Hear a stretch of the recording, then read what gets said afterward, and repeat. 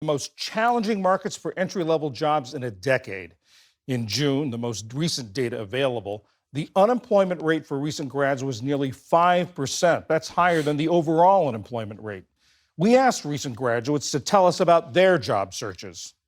My hope after graduating college was to go straight into a full time job in reporting. My initial plans were to find a local job in a magazine. I just wanted to find a job where I could write. I had aspirations of working for the GSA, General Services Administration. I was going into a third round interview with them around November, December, and that is when the federal hiring freeze took over. I would often be what I would consider ghosted by employers. Wouldn't get any feedback at all, not even a rejection, just nothing. I must have started applying for jobs in April, and I've sent 85 job applications since. It's been really difficult. When I wasn't getting any feedback from my applications, was really dejected. It made me feel like I was unqualified for any job in journalism, like maybe I wasn't good enough. The experience has definitely been discouraging, but I don't know. I like to take the mindset of I just got to keep plugging away, keep sending in applications, keep trying to revamp my resume. I think I'm a little too stubborn to switch career paths right now, so I'm gonna keep at it, keep applying, and we'll just hope for the best, I suppose. Okay. This is interesting to be going through at this time now because this reminds me, it's reminiscent of back in 2008, 9, and the 10, it started to turn around. But I never went to college. I started it and took a few classes, the general stuff, and I never finished it because I realized, well, one, when I got to the table to do the student loan thing, I was like, ooh, that's a little hefty price to pay to, to just one, being so young and we're not really sure what direction you wanted to go. And two, I was never going to be like an academic, person. It was like, okay, what can I do to just get through it? So I already knew right then and there, and don't ask me how I knew that, but I knew that I had the mindset that college was not going to be the route for me. And looking back on it now, do I regret it? Regret's a strong word. I do regret some things, but going to college is not one of them. Not because there's anything wrong with it. It's just that I didn't see that it was going to benefit me for what I wanted to do ultimately. And a lot of my friends who went, we were all around the same time, around the same, while they were graduating college and we were all in the workforce. I was ahead of them. Now, I'm not advocating that you don't go to college. I'm just pointing out my story because I do think college has some benefits, but if you're not sure of yourself and you not know what you want to do, I don't think college is the right place to go find yourself. I think you need to focus on getting a marketable degree because a lot of people out there are getting degrees that aren't necessarily marketable in the marketplace. What bring value to where you can get a high enough pay. I can't tell you how many people wish they would have not going to college or have gone to college for things that just they don't get paid enough for. And you see a lot of videos, a lot of reaction videos, people just frankly crying about it. But why this is interesting because it's starting to repeat itself, right? I'm starting to see a lot of that happening. And, as a person in their crazy to say 40s now, but um I yeah, it's just very interesting because it's like when no one could find a job, I had people who had degrees that were working beside me who we were all working at, at the time Target and un packing boxes, trying to find work, trying to find two jobs and just to do that. So I want to go through this video and maybe shed some light on some insights that things that I think could be helpful for people because if most of these people sound like they're already getting ready to graduate and go into the workforce. And yeah, I wish I had people in my corner to tell me what I tell me something at that age, is that such that pivotal age to where you can impart so much wisdom. And for whatever reason, I didn't have that, but hey, neither here nor there. It's worked out the way it's supposed to, and I've hustled and grind the way you don't have to do that, and you just can't learn that in college. And so I think getting a job was the best things for me. But let's unpack this video and go deep dive into it. Christine Cruz Vergara is the Chief Education Officer at Handshake, which is an online platform that connects young job seekers and employers. Christine, we just heard from 3 young people. You heard disappointment, you heard a little frustration. How typical is that from what you hear? It's very common right now. The job market is tough, it's competitive. We've seen in our data that jobs are down 15% from last year, but applications are up 30%. What makes it so tough? Well, there are a number of different factors that make it difficult right now. One would obviously be the overall economy. The second would be the government. And the third would be what's happening with AI disrupting what entry level jobs look like right now. Talk a little bit about the AI part of that. We've heard some people say that AI is taking over many of the tasks that entry-level workers would normally do. So employers are going to have new expectations around how you use AI, how it's integrated into your role, the amount of productivity you have. I think that altogether is going to mean that the skill set for an entry-level worker will change and evolve, and it will look different. So for someone trying to graduate and find work right now, they're in the middle of a very messy process where employers are trying to figure out what they want and what that looks like. We heard one of the young man talk. I do think that's true. I think a lot of people need to get comfortable with using AI. I think it's here to stay. I think employers are going to find it very useful in cutting costs, making people more efficient, and things of that nature. Yeah, this is getting very interesting real fast because I'm trying to think back. When I first joined the workforce, you could get that entry level job, but as AI progresses, those entry level jobs are gone. Um, like in my career, I started off as a janitor and I worked that job. I mean, this is not including the target and, stuff like that. When I got on my career path in real estate, I started off as a day porter, which is a janitor, a day porter, they call them day porter in the industry. And then I, started off, did that, went into maintenance for a very little brief period of time. And then I quickly realized as I was working, had this epiphany that, you know what? This is not what I'm naturally drawn to.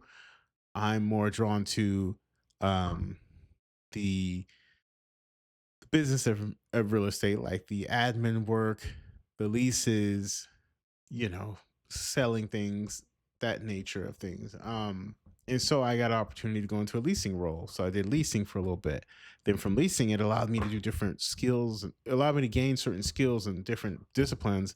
Then I got a job as a assistant manager, and then ultimately a manager, and then ultimately making the transition over to commercial real estate, which I have been. And that career trajectory and growth has allowed me to make a pretty decent living for myself.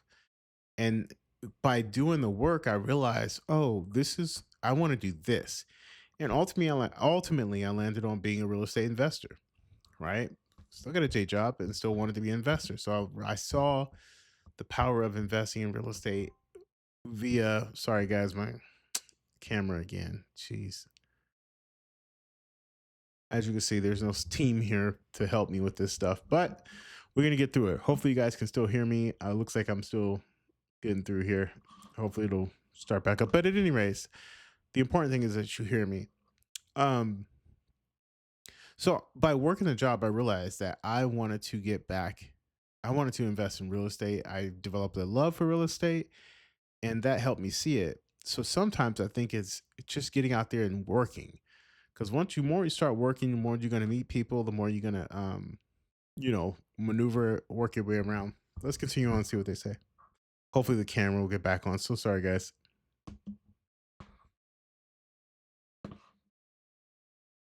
Talking about he wanted to become a reporter, thinking about shifting fields, but wanted to avoid that. He said he was stubborn enough that he didn't want to do it. What are the sorts of tough choices or hard decisions that young people are having to face now as they look for their first jobs?